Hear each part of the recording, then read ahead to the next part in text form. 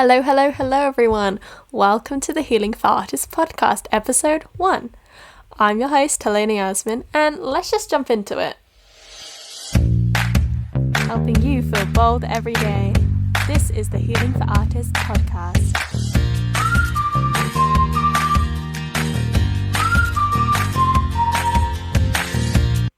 Okay, so thank you for joining me. My name is Helena, like I said before, and I just really wanted to do this episode as the introduction episode. So, first of all, who am I? Well, I'm a student. I'm about to go into my 3rd year at drama school. I'm studying performance arts. So what that really entails is me now starting to go out into the industry eventually after this year and start to become an artist. I'm really interested in musical theatre and songwriting. I really like lo-fi songs, kind of hip-hop, pop, R&B, all of that good vibes. That's kind of what I'm about, is finding that line between you can do theatre and music and podcasts and social media. You can do everything. I'm all about building that portfolio career and really just going forward. I really just want to create a career that will involve a lot of things, all of the things that I love, because I don't want to limit myself to just doing one thing, and you don't have to either. So that's just what I'm going to talk about today, is where I'm at in my university career and going forward into what this podcast is going to be about. So, I have just submitted my pitch for my dissertation, and what I really want to write about is thinking about what it means to be a musical theatre performance now, especially in this climate that we're going through with COVID, and thinking about coming out the other side. What is the importance of having multiple streams of income and not just relying solely on that one job from casting directors and all of that? Because, we as actors and performers, we go to so many auditions all of the time, and sometimes we really, really rely on that one job. And sometimes when you go to these auditions, they can see if you're giving off the vibration of this energy of, I need this job, I really, really need this job. They can see the desperation, or they can feel it in someone. So we as performers, especially now more than ever, the industry was so competitive before, but even now it's going to be tenfold more competitive. So we need to up our game in our business and entrepreneurial skills. This is coming from someone who has just done 2 courses at the moment, one with Christopher Tendai, West End performer, dancer, creative choreographer, now business coach mentor, and with Danielle Hayden, who is a TikTok star, dance coach, mindset coach. They have both spoken about the importance of actually being a performer and a business person. You can do both if you take the time and figure out, okay, I have my skill set, I know what I want to do, but how can I translate that and take that with me and create that into a business that will be sustainable throughout my performance career? And that is something that I am just so interested in, coming from a broke student who currently has 0 income, always relying on waitressing jobs. I've done retail. Oh my gosh, I have done it all. And I'm only 20. So I just need to find a way to create some more streams of income, to create any stream of income, and moreover creating lots, because the way that we will become more abundant in our financial lives, our successes, will be to create multiple streams of income and shifting our mindset into the kind of making money in your sleep. That's what a few business entrepreneurs have spoken about that I have been researching. I cannot name you the name because I don't want to misquote, and I have indeed forgotten who said that. So, what else do we want to talk about today? Let's talk about what I'm going to be doing tomorrow, which is a debate with my Industry Ready Online course that I'm doing, that I spoke about earlier. And we've been discussing the feeling of growing rather than arriving. So, for a young performer such as myself, I have been really putting pressure on myself. I'm very self-critical, as I'm sure many of you are as well. And I know that I always put myself down. I always think, I'm just not good enough. I'm not this, I'm not that. I won't be here. Because my background is, I decided to do musical theatre when I was 16, and my mum decided to let me enroll in my amateur drama school thing in my local area in Bournemouth.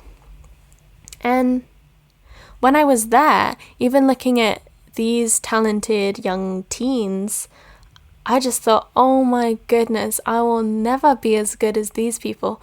These girls can dance their butts off. They are so talented, and they can act and they can sing. They can do all of these things. And there's just me, little old me, like, what will I ever do? Do you know what I mean?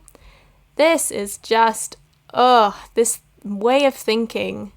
We do it so much, and it just holds you back from what you want to do. Because instead of thinking, you know what, let me just put myself out there, let me just post that singing video of me on Instagram, let me just start a YouTube channel, let me just start a podcast, we get in our own way, we trip over our own feet, and we think, nope, that is not for me, I am not gonna do that.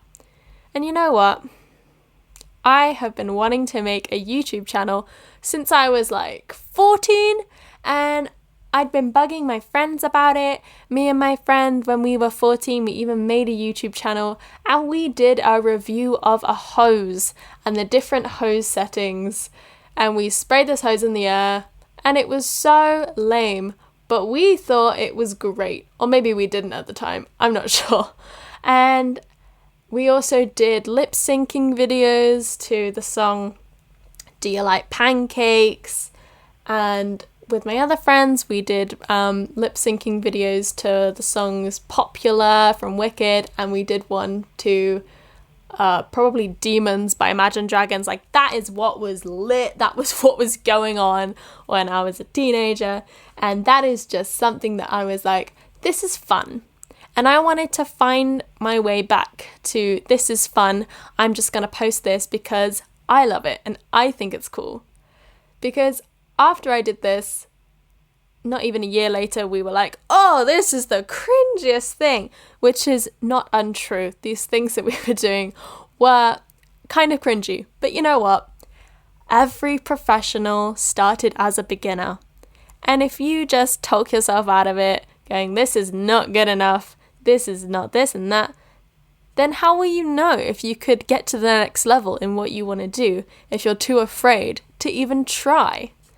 Because the thing is, yes, these videos that we made were the worst. They were so cringy.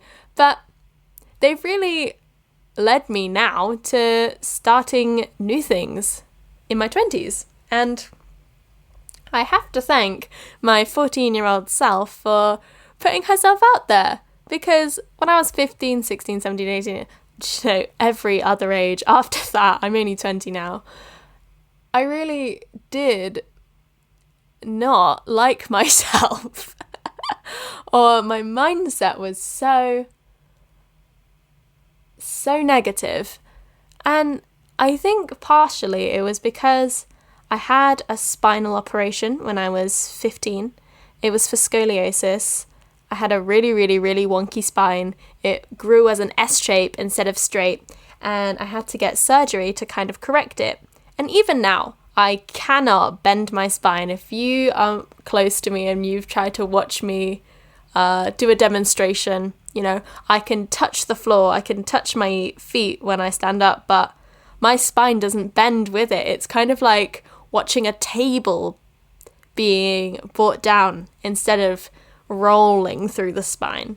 So that's something I still struggle with, but When I first had it done, all I could think about was, oh, I can't do these back bends, I can't do this, I can't do that, I can't do, just all of it. All of this negative, perpetual thinking of just, I'm not enough. And I've had enough of thinking I'm not enough. Because the thing is, you are enough. You are good enough. You are capable. You are amazing. And you can do it if you want. If you let yourself try and experiment and fail and fall. If you're not afraid to get up and try again. Cardi B said it first. She said, down 9 times, but I get up 10. And it's time that we get ourselves up and we stop thinking that we're not capable. Because the truth is, you are so capable. You can do anything that you put your mind to. You can. Now, don't be unrealistic with me. I said this to my friend once and he shot back at me like, well, I can't fly. I want to fly. As in, like, grow some wings. Like, dude, come on. You can do what you want to do. Just don't tell yourself that you can't. Because ultimately you can. You get me? So, I've decided that I would start this podcast to reach what I want to do. I want to help people, but I also just want to vent out all of these mindset shifts and, you know, all of these books that I've been thinking about reading for the longest and just not read because I don't know why. I don't have a reason. I'm just not a seasoned reader, which is a mindset shift, you know? Instead of thinking, I can't read, I don't read, to I'm a reader, then eventually your subconscious will have to catch up because your brain can't have these two opposing beliefs. You can't think I'm a reader and then not read. If you truly believe that you're a reader, naturally you will be more inclined to pick up a book and read it, you know? So there's some books that I want to read and will be reading soon, and then I can talk about it to you guys on this podcast. Yes, this is just a sneaky way of saying I'm gonna read more because I will have people to hold me accountable. Let me just get some water real quick.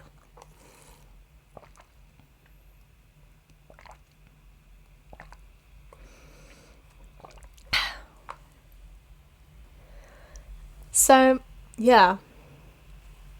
I'm just thinking about loving and really, really enjoying the process of growing and trying and figuring stuff out as opposed to arriving.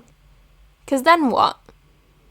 You know, if you get on the West End, if you get onto Broadway, if you get onto TV, if you get onto whatever your big vision dream is, then what? You've reached it. You're going to give up?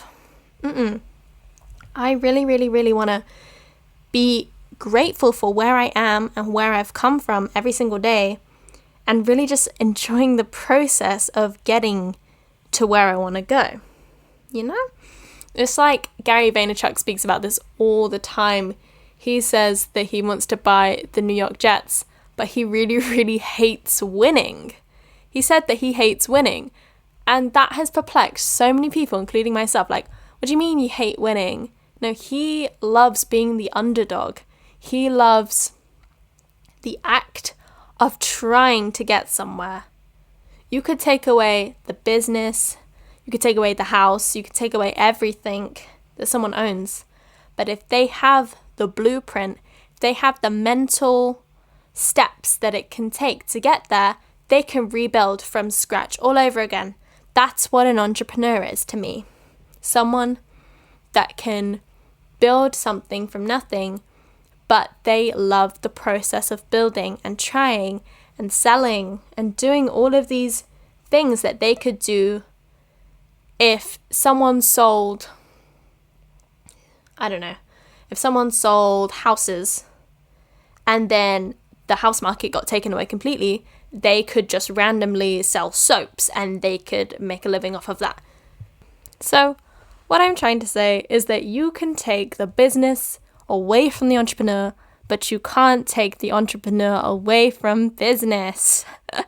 And on that note, I'm going to leave right here. Thank you so much for listening to the first episode of the Healing for Artists podcast. You can follow us on Instagram at Healing for Artists, or you can follow my personal YouTube at Helena Yasmin. That's Helena Yasmin on YouTube, and TikTok and Twitter and Instagram. Follow it all. But subscribe to the podcast and I will see you soon. Thanks for listening. Bye.